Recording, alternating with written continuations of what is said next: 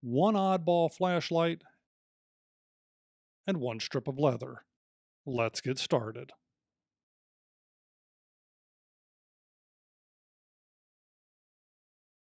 I'll start this by wrapping the leather around the flashlight to figure out exactly how much I'll need to make a complete loop, which will in turn tell me how much I'll have left over.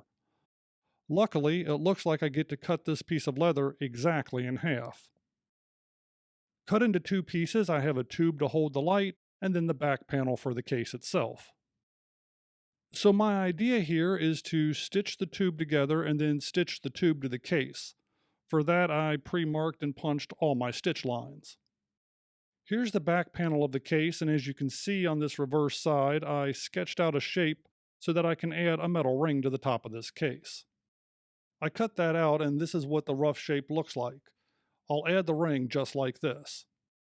And with that idea finalized, I punched a few more stitch lines, and everything is ready to go under die. The project is all dyed up, and the tube and the back panel are ready to be sewn together. The tube is sewn end to end with a baseball stitch, and the ring is attached to the back panel. And here you can see that I straight saddle stitched the tube to the back panel.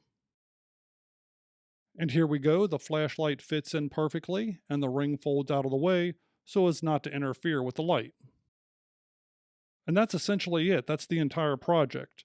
Of course, you could do this project with just rivets if you wanted to, and you didn't like sewing, but the metal rivets in this project might present a risk of scratching up your flashlight. Personally, I like this style of case because I can use the ring to easily hang this flashlight on a hook by my back door, and I have access to turn the light on without taking it out of the case. And, like I said, the ring folds out of the way so as not to obstruct the light source itself.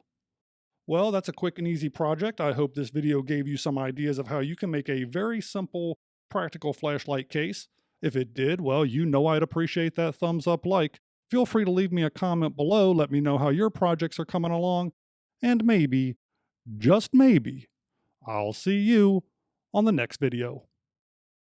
If you enjoy videos about the randomness of our amazing world, consider clicking on the globe to subscribe, or maybe checking out one of the other videos right here.